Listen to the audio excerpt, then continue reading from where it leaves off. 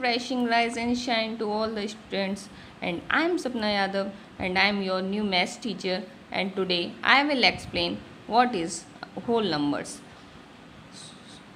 When we count 1, 2, 3, 4, 5 and so on, you all know that we generally use from 1 when we count anything. So these numbers are come naturally.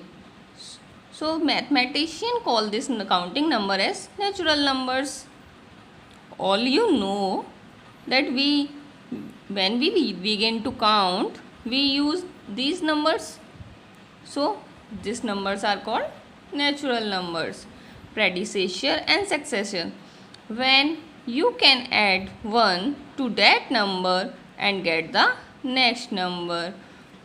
You know that 16, 17, 18, 19.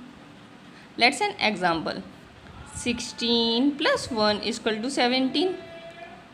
We see that 16 is the previous number and 17 is the next number from 16. Let's take another example. 3 plus 1 is equal to 4. So we all know that 3 is previous number and 4 is come after 3. Then we use 19. 19 plus 1 is equal to 20. 20 is the next number and 19 is the previous number. The number 16 comes before 17. All we see that the 16 number is come before the 17.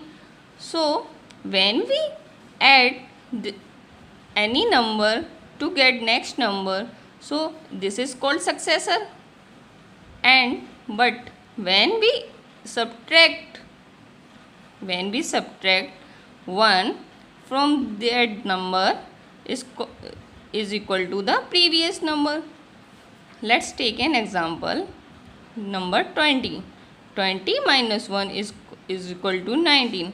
19 is the previous number and 20 is the come after from 19.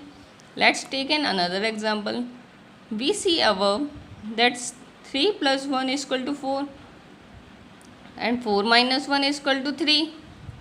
But when u comes at the 1, what about 1?